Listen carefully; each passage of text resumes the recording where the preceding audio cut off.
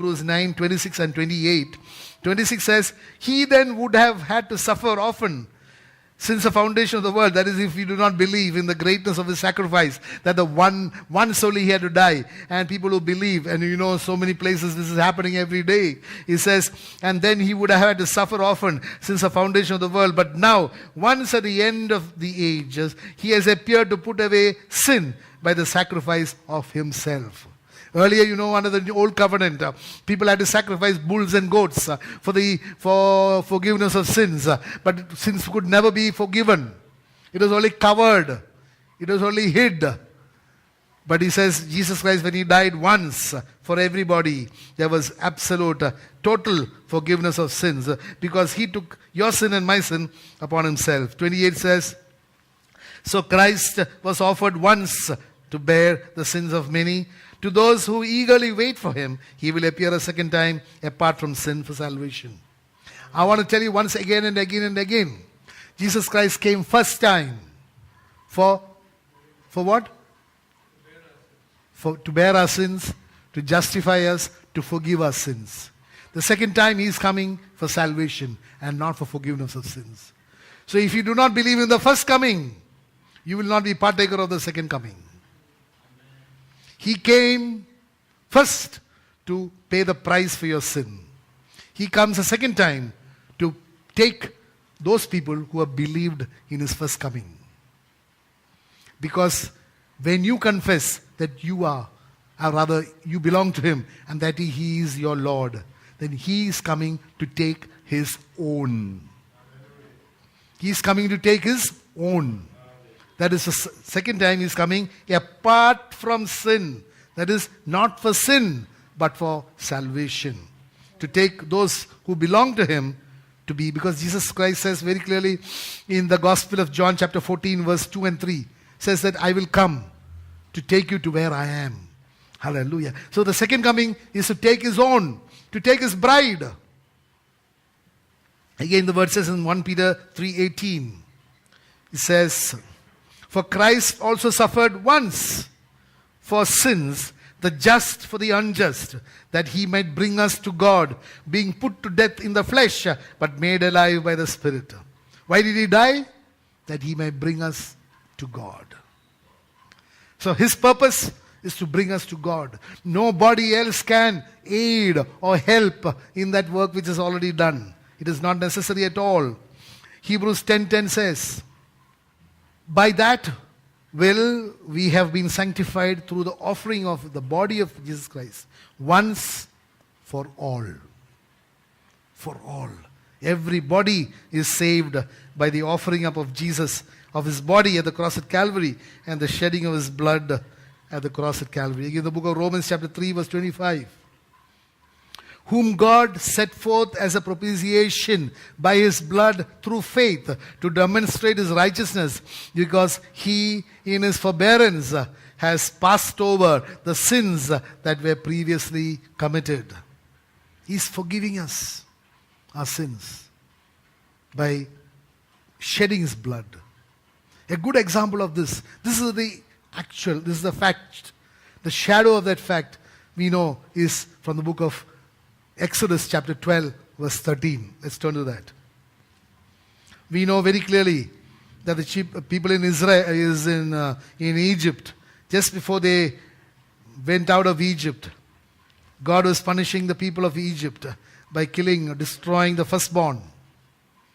But God gave his children a command that you kill a lamb and you sprinkle the doorpost and the lintel with the blood of the lamb.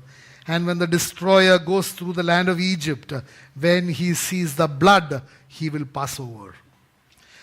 Chapter 12, 13, verse 13 of the book of Exodus says, now the blood shall be a sign for you on the houses where you are. And when I see the blood, I will pass over you. And the plague shall not be on you to destroy you when I strike the land of Egypt. What is the qualification of the escapement from the death? The goodness of the people in the house.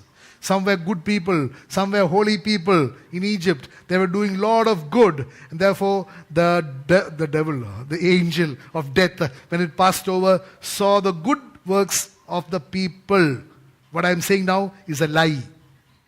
That is a lie. But it will appear to be very attractive, very logical. But the truth of the matter, my dear brother, my dear sisters, the angel of death saw only the blood. The angel of death never saw the quality of the people living inside the houses. The angel of the Lord, the angel of death, did not even inquire as to who was living inside the house. The wrath of God, when it passes over, does not look at your good, your works. It only looks at the blood of Jesus Christ. If the blood is there, the wrath of God passes over you. It's very clear. Let's go in the book of Romans chapter 5. My dear brother, my sister, I don't know how people can teach the deceptive doctrine. If only they knew the word of God in the book of Hebrews, chapter 3, verse 2. It says, how shall we escape if we neglect so great a salvation? How can you escape? And the teacher of that deceptive doctrine, he will have a double portion. Double portion of the punishment. The book of Romans chapter 5, verse 8 onwards. But God demonstrates His own love toward us in that while we were still sinners, Christ died for us. Much more than having now been justified by His blood, we shall be saved from the wrath through Him. There is a wrath of God coming on the judgment day. He says, when the wrath of God sees the blood of Jesus, how much more won't we be saved from that wrath? I want to tell you, all that you need, my dear brother, my dear sister, to be saved is to be covered by the blood of Jesus. Under the blood, under the salvation which comes from Jesus Christ and Him alone. Again, another aspect of this doctrine of salvation by works is actually, again, so sad. And on the one side sad, on the other side, you just cannot understand how they do not even read the Word of God. It is openly rejecting the second covenant, the new covenant established by Jesus. In so many places it is written that this is the blood of the new covenant which is established on my blood. I'll give you so many quotations. 1 Corinthians 11:25, Matthew 26:27 to 28, Mark 14:23 to 25, Luke 22:14 to 20. But we just take one, just to find out what gospel truth that is. Let's take the book of Matthew chapter 26, verses 28. This is Jesus Christ Himself telling that I have established a new covenant, and it is not established by just words. It is established, it is signed, sealed and delivered upon my blood. You know, in earlier times, people used to make contracts. Even now, I think in some countries, contracts are made by blood. They poke and then they mix the blood. Agreement. An agreement which cannot be broken at the peril of death. You with me? Especially I think in Arabian, those countries. When a contract is made, I'm not talking of, you buy me a cow, I buy you this thing. Not that type of contracts. Contracts which are really valuable. It is sealed in blood. They mix the blood, agreement, and at the peril of death. Hallelujah. Jesus did never ask for your blood, but He shed His blood. He shed His blood for you also, and for me also. So Matthew chapter 26 verse 28 says, for this is my blood of the new covenant, which is shed for many for the remission of sins. All the other quotations the same. So this covenant is established on the blood of Jesus Christ. And for a person who relies on the, on the works rather than the grace, he says that this blood also is not sufficient. This blood is not enough. It's good, but not enough. That is because they have not understood the new covenant. And that is so evident from the type of worship that you see. God's word says in the book of John chapter 4, verses 21, 24, we find that Father is seeking true worshippers who worship Him in spirit and in truth. Jesus says you will no longer worship as you worship in Jerusalem. The worship in Jerusalem is ordained by the old covenant. Neither does it say that you will worship on the mountain. That is the worship of the Samaritans. But it says you will worship the Father in spirit and in truth. Today you will find in so many religions or religious denominations, the worship is still stuck in the old covenant worship. Old covenant worship commanded or required you to have certain dress codes. It required to have certain artifacts. It required you to say certain type of set prayers. It required you to do certain things, like there was a lampstand, there was incense. These are all laws prescribed under the old covenant. But Jesus Christ said, I have come and established a new covenant. A new covenant based upon grace and not law. Because we know, the word says in the book of John chapter 1 verse 17, the law was given through Moses, but grace and truth came by Jesus Christ. So, they are not even willing to recognize this transition from the old to the new. Why? Because they know if that truth is propagated, they have no place. Because a new priesthood itself has been established under the new covenant. The book of Hebrews, if you read from 7, 8, 9 chapters, you will find so clearly, says the priesthood under the old covenant was from the tribe of Levi. With me? The priesthood of the new covenant is not from any tribe, but it is from Jesus Christ, who came in the order of Melchizedek. Melchizedek never belonged to any tribe. And if you take Jesus himself, he came not from the tribe of Levi, he came from the tribe of Judah. So the requirement of the old covenant that the priesthood emanates from the tribe of Levi was set aside. Only those people could minister under the old covenant.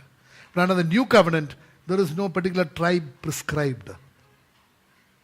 What would it amount to if this truth is propagated? There is no priest. Everybody is a priest. You understand the truth? Everybody is a priest. You are a priest, I am a priest, you are a priest. Because the function of a priest is to minister to God. You and I are supposed to minister to God. We are not expected to go as spectators to a drama. We are not supposed to go as spectators to a drama where you sit and stand and kneel and there is a person there performing.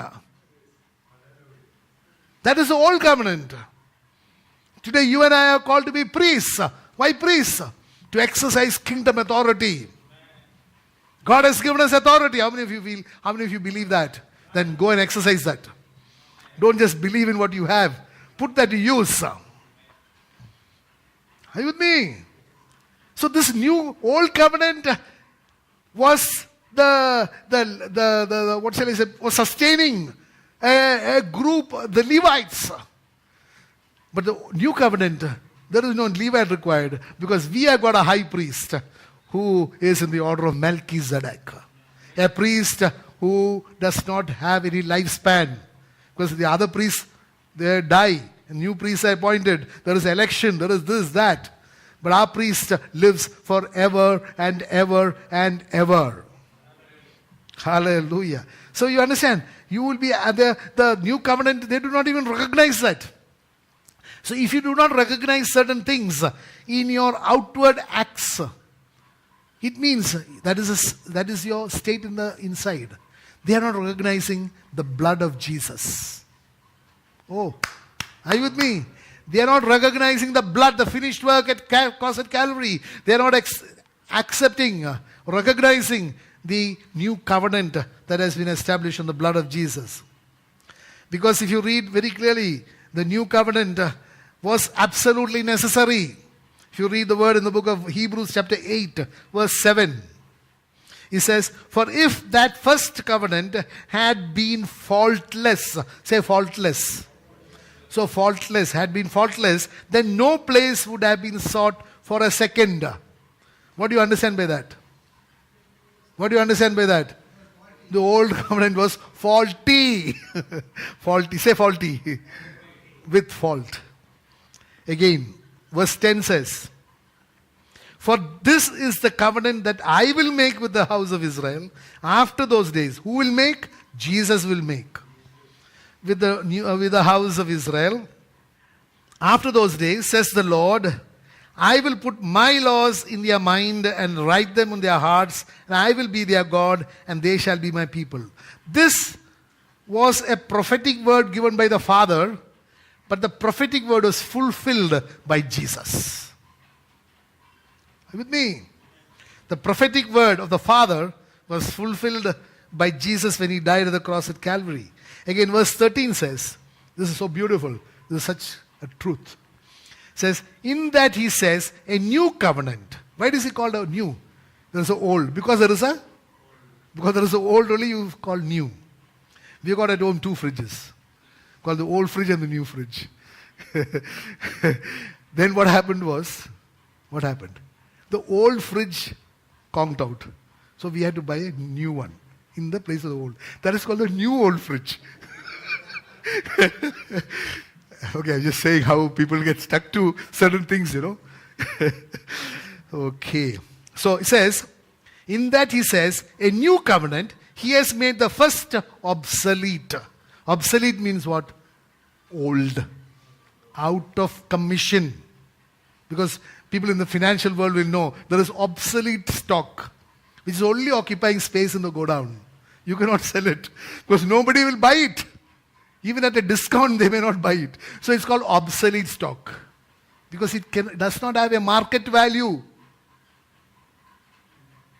The old covenant does not have a market value.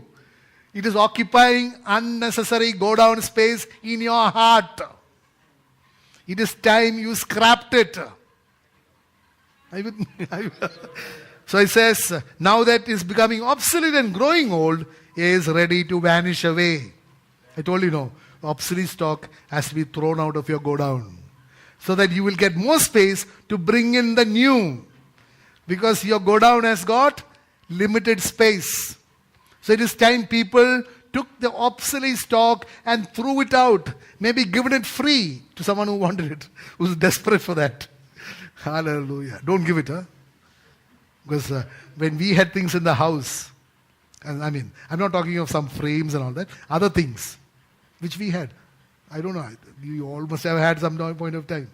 We went and threw it some of it in the Venduruthi on that bridge into the I'm sure that some of them are quite valuable, but we did not want to be the source of someone else's eternal death. So never take from your godown the old covenant and give it to one of your friends. You will be giving him death. Throw it out. Burn it. So it says, in that he says a new covenant, he has made the first obsolete. Now what is becoming obsolete and growing old is ready to vanish. It must vanish out of your life. It must vanish out of the church. It must vanish out of everybody. The old covenant has no place in your life. My dear brothers and sisters, don't misunderstand. When I say the old covenant, it means the old covenant for your salvation. It does not mean that the book of Deuteronomy has been thrown out. Are you with me? Hello. It does not mean the book of Leviticus has been thrown out. It means anything in the old covenant whereby obedience to that law you could be saved. You could be forgiven. Throw that out. Because that has been set aside. That has become void because Jesus Christ died as a perfect sacrifice for your sin and for my sin. So you find that there is so much that, the word says again, that when Christ came into the world, the law, in a way, for your salvation. Actually, what I said just a little before is confirmed in this word. Let's read that. The book of Romans chapter 10, verse 4. It is so true. Book of Romans chapter 10, verse 4. It says, for Christ is the end of the law for righteousness to everyone who believes. Amen. It has been exactly what I told you earlier. The law is required. The law is there. But Christ is the end of the law for righteousness. Righteousness cannot be achieved or obtained by the law. But all the other things subsist. You understand? You obey God's word, He will bless you. Blessings will overtake you. You will be the head and not the tail. You shall be above and not below. It stays as firm as it was when it was given. But if there is anything in the old covenant, in the law, saying by doing this I will be justified before God, that came to an end with Christ. Are you with me? Hallelujah. Because many people misunderstand all this. So I want to tell you again and again, I'll read that word once more. For Christ, that is the death of Christ at the cross at Calvary, is the end of the law. Or let's put it this way, is the end of relying on the law, depending on the law for righteousness. To everyone who believes.